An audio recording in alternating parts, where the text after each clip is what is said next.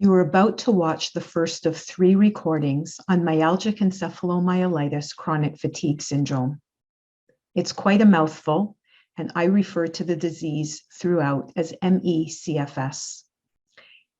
These recordings are adapted from a presentation I recently gave to the medical students at the University of Calgary. So please don't be alarmed when I refer periodically to you, the viewer, as medical students. The information will be useful not only to medical students, but to patients, family, caregivers, and to all healthcare professionals.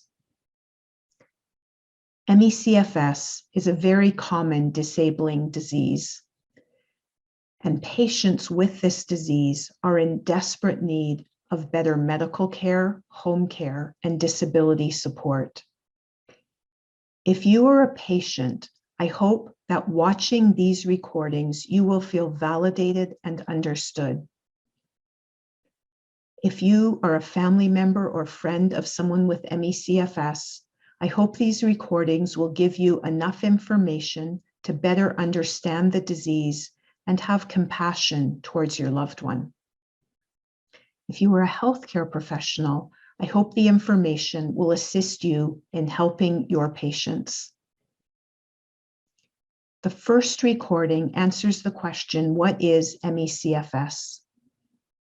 The second recording is on diagnosis, and the third recording is a guide to managing the most common symptoms of the disease. Thank you for watching.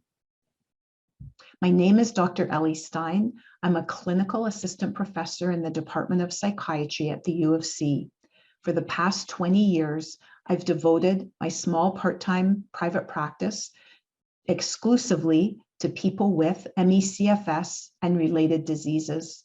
I also have over 30 years lived experience with ME/CFS.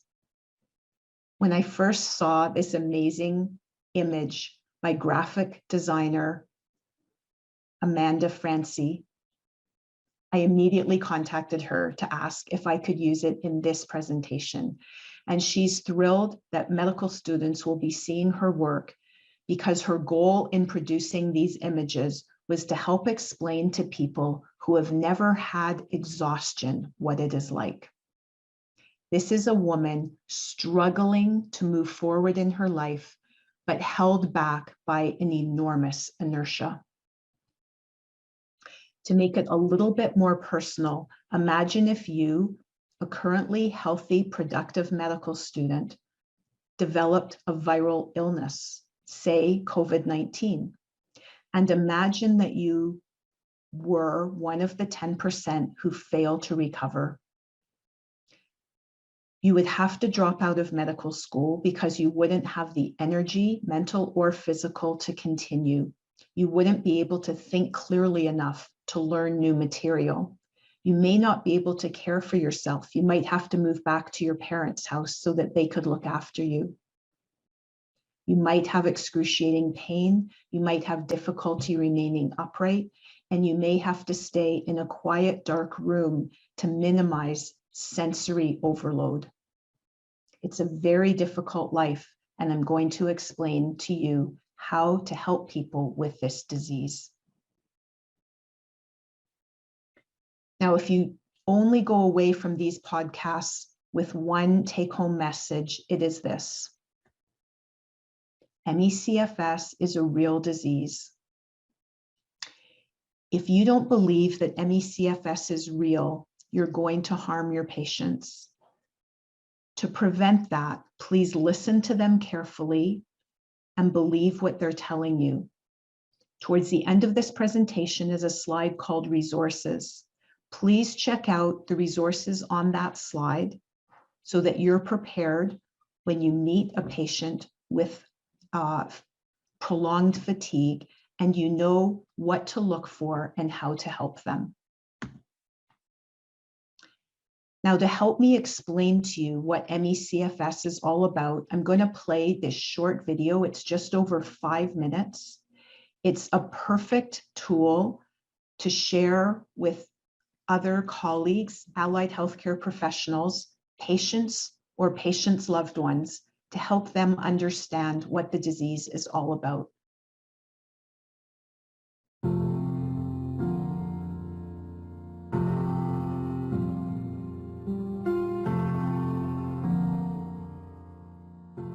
Myalgic Encephalomyelitis, chronic fatigue syndrome, also known as ME/CFS, is a chronic disabling disease characterized by profound fatigue, cognitive dysfunction, sleep abnormalities, autonomic manifestations, pain, and other symptoms made worse by exertion of any sort. Evidence-based research indicates involvement and impaired function of the central and peripheral nervous systems, immune activation and disruption, and abnormal cellular metabolism in this disease. Due to the absence of a definitive cause or a diagnostic biomarker, ME/CFS is often overlooked or confused with other more explainable diseases. However, its prevalence is quite staggering. It is estimated that ME/CFS may affect upwards of 3 million Americans, 80% of which remain undiagnosed even after years of cycling through specialty care. The resulting loss of productivity and high cost of medical care for this illness contributes to an economic burden of between $17 and $24 billion each year. In 2015, the National Academy of Medicine, formerly the Institute of Medicine, painstakingly reviewed clinical and research data, proposing a new diagnostic criteria which indicates an individual must have 3 core symptoms and at least 1 of 2 additional manifestations.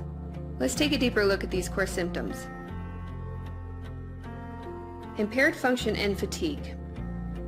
The presence of fatigue is profound and must be accompanied by a substantial reduction or impairment in one's ability to engage in pre-illness levels of occupational, educational, social, or personal activity. An effective tool to estimate impaired function is to look at an individual's hours of upright activity. This accounts for time with feet on the floor, which includes walking, standing, and sitting. ME/CFS patients often tolerate between 0 and 8 hours of upright activity each day, which is drastically different than other chronic illness populations. Post-exertional malaise, or PEM, is an exacerbation or relapse of symptoms that occurs as a consequence of exertional activity.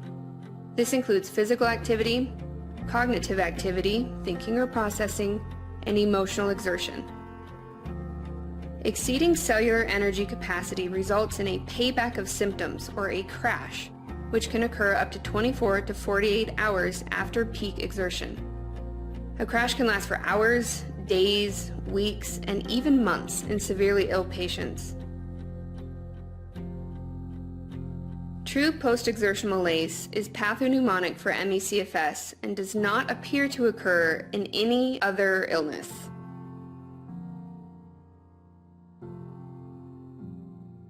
Sleep that remains non-restorative and unrefreshing, regardless of sleep duration, are often reported in those with ME/CFS. Polysomnography can show abnormal sleep architecture with delayed onset of sleep, fragmented sleep, increased alpha waves, and decreased delta waves. Impairments of cognitive function, and particularly slowed information processing, are frequently reported. Many patients will describe a mental cloudiness or brain fog. Cognitive performance often worsens as a consequence of continued physical or mental exertion, and symptoms can wax and wane with energy expenditure. These deficits in performance can be measured utilizing the paced auditory serial addition test. Patients may report problems with short-term memory, concentration, and difficulty juggling multiple tasks at once.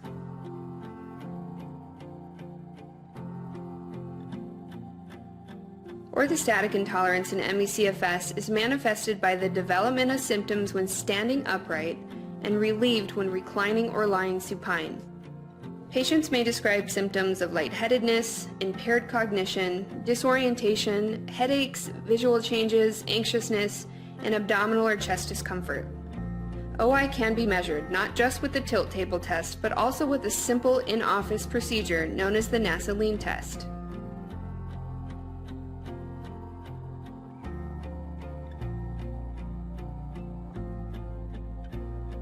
Additional symptoms, which are often comorbid with ME/CFS, include pain, immune impairment, and infection. Early and informed interventions can lead to more appropriate managed care and improved patient outcomes. ME/CFS is not a diagnosis of exclusion, but rather a diagnosis to be made. To learn more about post-exertion malaise and orthostatic intolerance, check out our videos on the Healthcare Professionals page of the Bateman Horne Center website.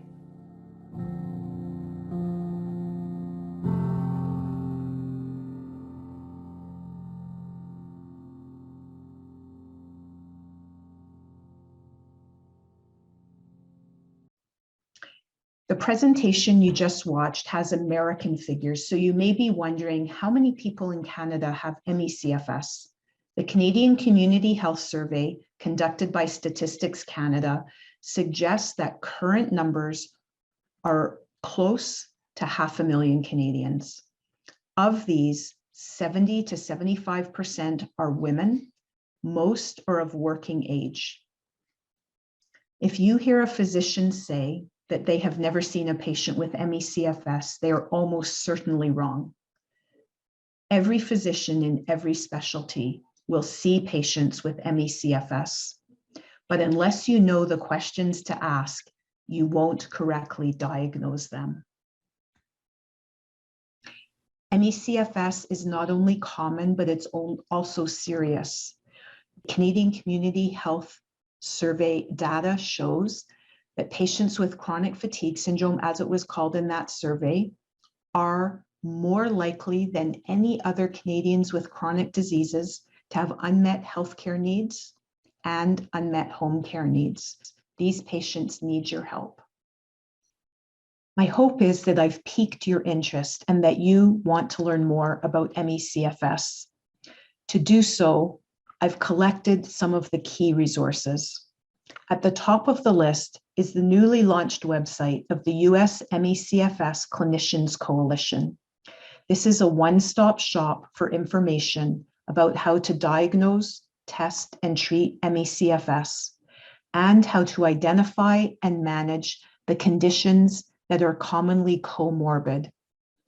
It has resources on ME/CFS in children and adolescents, how to distinguish it from psychiatric conditions, and the special needs of the 25% who are severely ill, meaning house or bedbound. This site is a living document, and the intention is to keep it up to date as new science emerges. For a brief summary of the peer-reviewed evidence that ME/CFS is a biomedical disease worthy of our attention, read the paper by Dr. Anthony Komaroff in JAMA. For a more in-depth discussion, watch the YouTube video of the CIHR-hosted talk, A Conversation About ME with Dr. Nina Muirhead. Throughout the 5-minute video from the Bateman Horne Center, there were references to the 2015 report by the National Academy of Medicine, then referred to as the Institute of Medicine. To read a clinical summary of this lengthy report, go to the 4th link on this slide. Finally, to see what the Conservative Centers for Disease Control has to say about ME/CFS, go to their ME/CFS resource page, the last on this slide. Once again, I'm Dr. Eleanor Stein. You can find a lot more information about me, about ME/CFS, and many of the conditions which occur with it on my website. Please watch the second recording on how to diagnose ME/CFS.